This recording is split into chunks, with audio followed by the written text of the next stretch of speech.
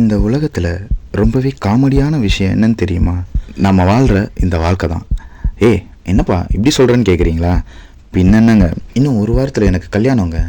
இந்த நேரத்தில் இவனுங்க 2 பேர்கிட்ட மாட்டிக்கிட்டு என் உயிரே இருக்குமா இல்லையான்னு தெரியாமல் தவிச்சிக்கிட்டு இருக்கேன். இப்படி அடுத்த செகண்ட் என்ன நடக்கும்னே தெரியாமல் போகிற வாழ்க்கையை நிறைய பேர் ட்விஸ்ட்டு, டேர்னு, த்ரில்லு என்னென்னோ சொல்லியிருப்பாங்க. ஆனால் என்னை பொறுத்த வரைக்கும் இது ரொம்ப காமெடியாக தாங்க இருக்குது. ஏன்னு கேட்குறீங்களா? நான் சந்தித்த அந்த 2 பேர் அப்படி. அவனுங்க சாவது இல்லாமல் தேவையில்லாமல் இப்போ நம்மளே அந்த பிரச்சனையை கோத்து விட்டுருக்கானுங்க. இவனுங்க தெரிஞ்சு தான் செய்கிறானுங்களா இல்லை தெரியாமல் செய்கிறானுங்களா அப்படின்றத ஒன்றுமே புரிய மாட்டேங்குது. இரு ப்ரோ, என்ன நீ பாட்டுன்னு பேசிக்கிட்டே இருக்க? யார் அந்த 2 பேர் அப்படின்னு தானே கேட்க தோணுது. கண்டிப்பாக சொல்கிறேன், இந்த கதையை கடைசி வரைக்கும் ஸ்கிப் பண்ணாமல் கேளுங்க.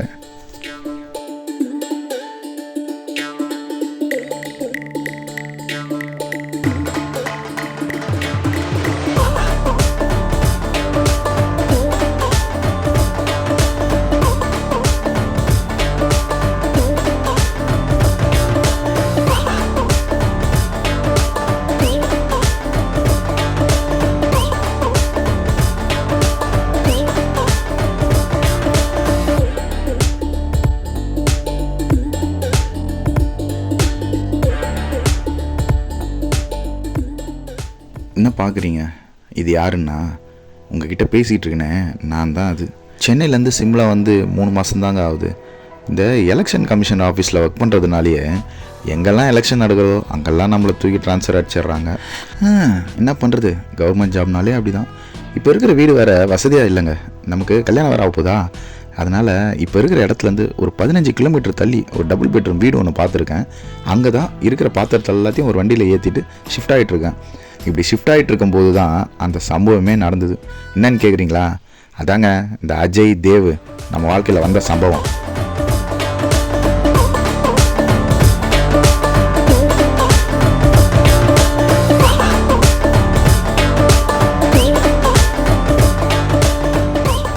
வீடை காலி பண்ணிவிட்டு வண்டியில் போயிட்டு இருக்கும்போது கொஞ்சம் தூரம் போகும்போது இந்த டிரைவரு திடீர்னு எதையோ பார்த்து அலறி சடன் பிரேக் அடிப்பானா.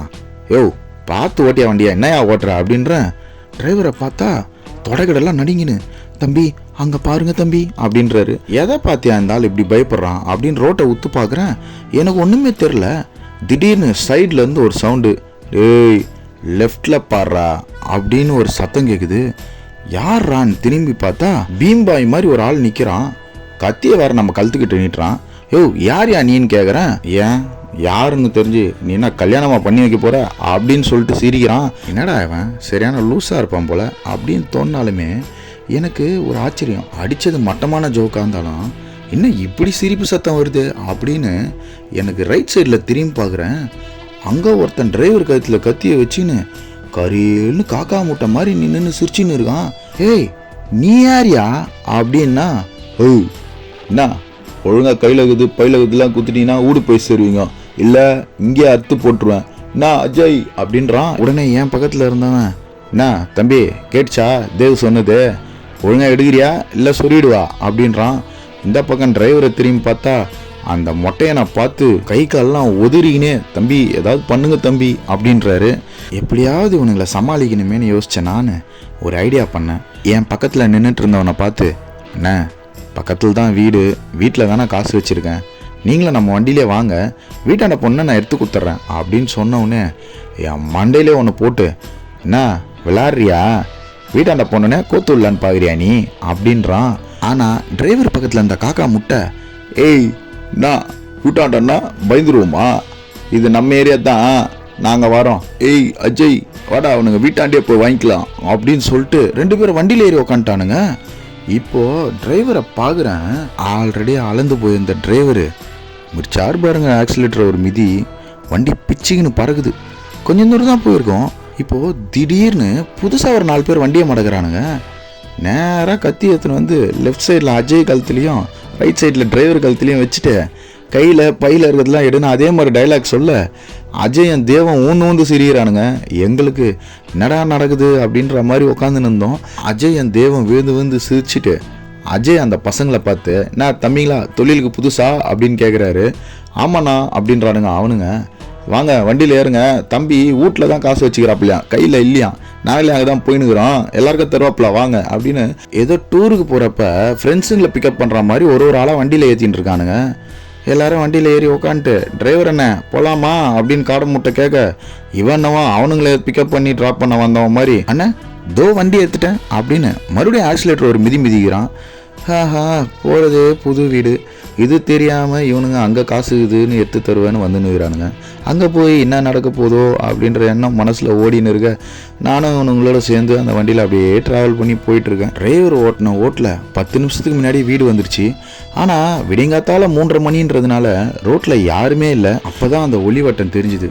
என்னன்னு கேட்குறீங்களா? நம்ம ஹவுஸ் ஓனர் வீட்டு வாசல்லே உட்காந்துன்னு இருக்காரு. இவர்கிட்ட நடந்ததை சொல்லி சைலண்ட்டாக போய் போலீஸ்க்கு இன்ஃபார்ம் பண்ண சொல்லிடலான்னு சொல்லிட்டு வண்டியிலேருந்து இறங்கி ஹவுஸ் ஓனர்கிட்ட போயிட்டு சைகையிலேயே பேசலான்னு கிட்ட போய் நிற்கிறேன். நல்ல வேலை தம்பி, பத்திரமா வந்து சேர்ந்தீங்க அப்படின்றாரு. ஏண்ணா என்னாச்சு அப்படின்னு கேட்க, பக்கத்து கிராமத்தில் ஏதோ கேங்ஸ்டர்ஸ்குள்ளே பெரிய மீட்டிங் நடந்திருக்கு. அந்த மீட்டிங்கை தெரிஞ்சுக்கின போலீஸ் ஆஃபீஸர்ஸ் உள்ளே பூந்து ஷூட் அவுட் பண்ணியிருக்காங்க. அந்த ஷூட் அவுட்டில் கொஞ்சம் பேர் செத்துட்டதாகவும் ஒரு சிலர் அக்கம் பக்கம் கிராமத்துக்குள்ளே பூந்துட்டதாகவும் அந்த மாதிரி ஊடுருவ கேங்ஸ்டர்ஸை போலீஸ் தேடிட்டு இருக்கிறதாகவும் யாராவது அடையாளம் தெரியாத ஆளுங்களை பார்த்தா உடனே போலீஸ்க்கு தெரிவிக்கணும்னு கிராமத்துக்குள்ளே எல்லாருக்கும் சொல்லிக்கிட்டே வராங்க அப்படின்னு சொல்லி முடிக்கிறாரு. இதை கேட்டதுமே எனக்கு ரொம்ப சந்தோஷமாயிடுச்சு. ஆஹா, அப்போனா போலீஸ் ரவுண்ட்ஸில் தான் இருக்காங்களா, எப்படியோ நல்லா மாட்டி விட்டுலான்னு நினச்சிட்டு இருக்கும்போது திடீர்னு ஹவுஸ் ஓனர், அடடே பரவாயில்ல தம்பி, ஆனால் நீங்கள் கில்லாடி தான், வரும்போதே சாமான்லாம் இறக்கி வைக்கிறதுக்கு ஆளுங்களை கூப்பிட்டு வந்துட்டீங்க அப்படின்றாரு. என்னது ஆளுங்களை கூப்பிட்டு வந்தனா அப்படின்னு ஆச்சரியமா வண்டிக்கிட்ட திரும்பி பார்க்குறேன். பார்த்தா வண்டியில் வந்த எல்லாரும் ஆளுக்கு ஒரு பாத்திரத்தை கையில் எடுத்துக்கிட்டு, சார் இது எங்கே சார் இறக்கி வைக்கணும், கதவு தரங்க சார் அப்படின்றானுங்க. ஹவுஸ் ஓனர் சொன்னதை கேட்டுட்டு இருக்கானுங்க போல.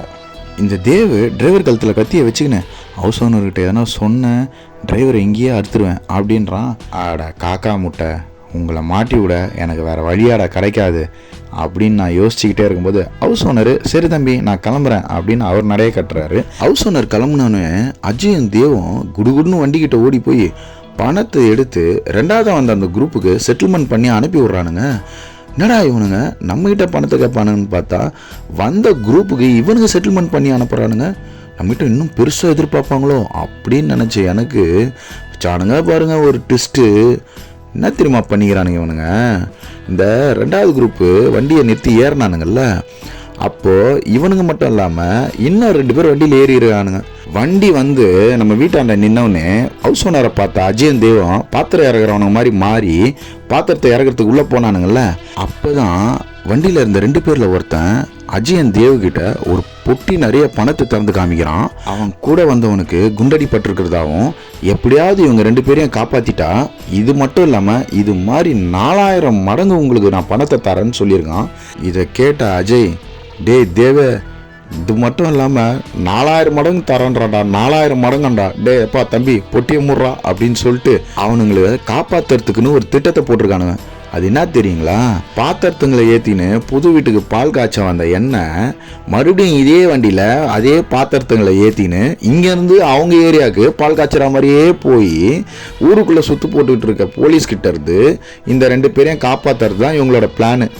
பார்த்தீங்களா எப்படி வந்து நான் இவனுங்கிட்ட சிக்கியிருக்கேன்னு. இப்போ அந்த 2வது கேங்கை காசை கொடுத்து பைசல் பண்ணி அமுச்சு விட்ட அந்த அஜயன் தேவும் நேராக என்கிட்ட வந்து டிரைவர் கத்தில் கத்தி வச்சது இல்லாமல் என் கத்திலையும் கத்தி வச்சுட்டு, அமைதியாக நீ எங்கள் கூட வந்தீன்னா இந்த போலீஸுங்களெல்லாம் தாண்டி அவங்க 2 பேருங்களோட நாங்கள் அங்கே போய் இறங்கிட்டு இந்த டிரைவர் அண்ணா உன்னை எத்தனை வந்து இங்கே இறக்கி விட்ருவாப்புல, என்ன டிரைவர் அண்ணா அப்படின்றாங்க. இந்த டிரைவரும் அண்ணா நீ சொன்னால் சரிதானே அப்படின்றான். உடனே தேவு, அஜய் பேசின்னு இருந்தா எப்படிப்பா, டைம் ஆகுது, தூக்கி போடுவனுங்களை வண்டியில் அப்படின்னு சொல்லிட்டு வந்து இறக்குன பாத்திரங்களை மறுபடியும் வண்டியில் ஏற்றின்னு என்னையும் தூக்கி வண்டியில் போட்டுன்னு நாங்கள் யாருமே வாழ்க்கையில் மறக்க முடியாத அந்த சம்பவங்களை நிகழ்த்த போகிற அந்த பயணத்தை ஸ்டார்ட் பண்ணி நாங்கள் போக ஆரம்பித்தோம்.